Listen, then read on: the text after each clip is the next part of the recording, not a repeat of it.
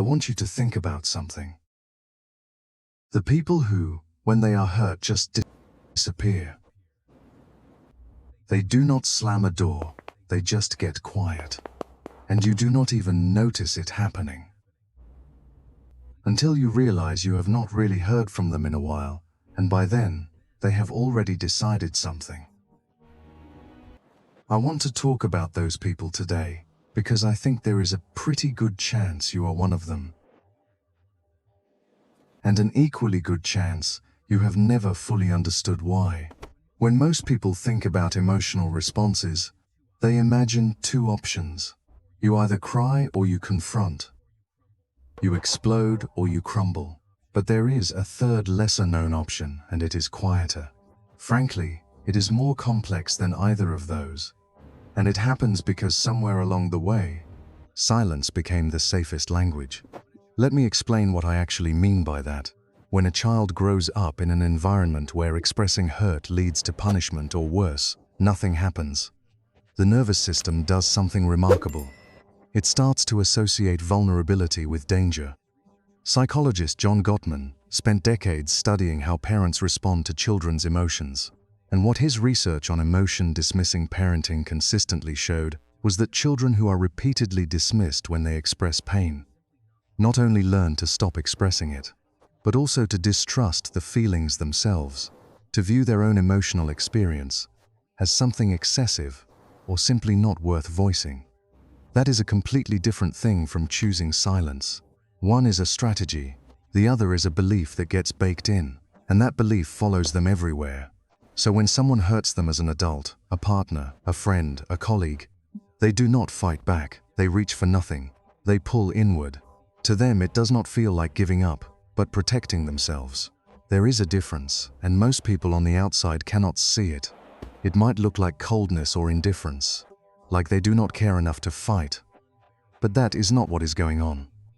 What is actually happening is that they care so much that speaking feels unbearable, because speaking means hoping someone will hear them, and hoping means risking the possibility that nobody will.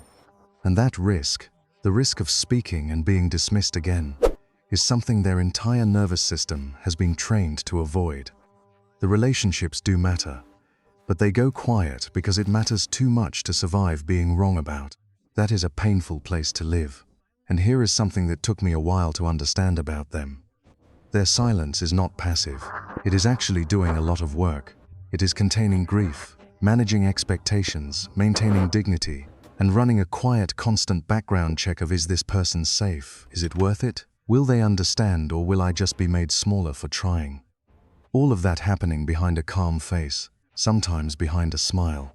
People who go quiet when they are hurt often have this very particular kind of dignity that looks to the untrained eye like detachment. They carry things without showing you they are. And a lot of the time, nobody asks because they appear fine, since they have trained to seem it. The silence is not the wound itself, but more like the scar tissue over the wound. Think about Julia.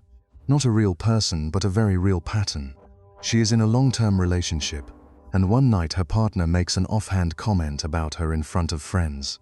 Something small. She laughs it off. She goes to the bathroom, looks in the mirror for a second, and then comes back and spends the rest of the evening being perfectly pleasant. On the drive home, he asks if she is okay. She says yes, and she means it in the sense that she has already folded the hurt into a drawer. 3 weeks later, she realizes she has been slightly less available. Not consciously, just less there. She does not know how to explain it. That is the thing about this pattern. The wound is rarely the big dramatic argument. It is the small moments that never got spoken. And eventually there are enough of them that the unsaid starts to take up more space than what does get verbalized. Something that took researchers decades to properly document is that it is not only an emotional phenomenon, there is a physiological cost to it. Psychologist James Gross, originally conducted at UC Berkeley, found that when people suppress emotional expression, outward behavior decreases, but the inward physiological response does not go away. In fact, it tends to increase. The body holds what the face is not showing. It does not vanish just because the expression does. The hurt is still there, it is just not where anyone can see it anymore.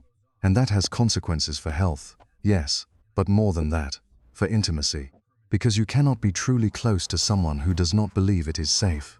You can be near them, but closeness requires a kind of openness that these people have had to strategically close off just to survive. That said, and I think this matters, this is not a permanent state. People change, and so do these people, especially when they encounter, maybe for the first time, someone who is genuinely patient, someone who does not punish the silence or interpret the quiet as rejection, someone who just stays and waits and asks gently and does not make a big thing out of the asking. That is what turns the dial for these people. Now, here is what I want you to ponder for a bit.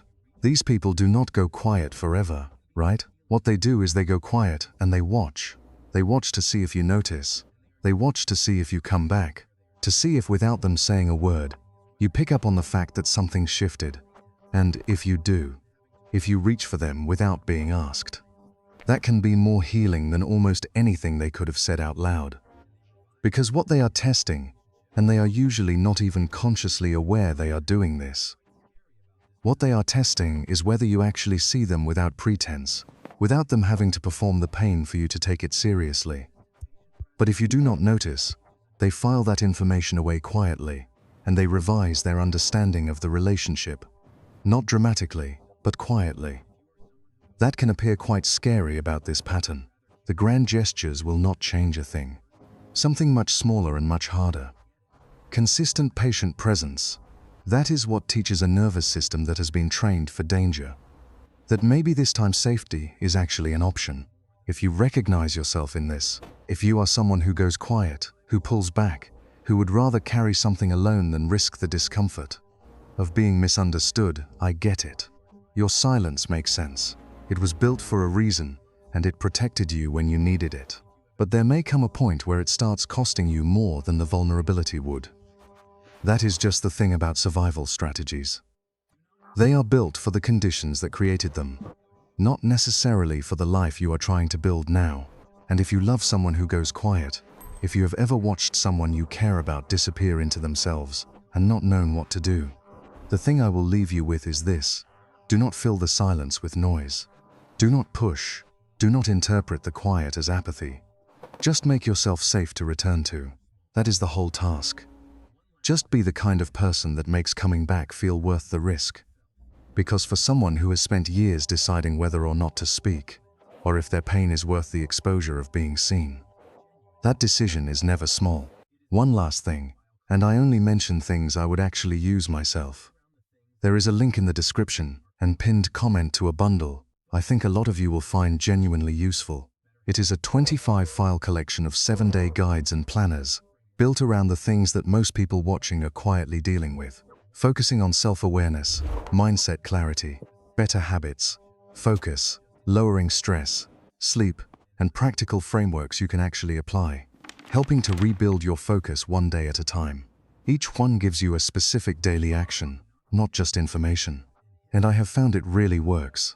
I hope you check it out, and do not forget to subscribe and hit the notification bell so you do not miss out on my future uploads. Thank you for watching, and I hope you found this helpful. Take care of yourself.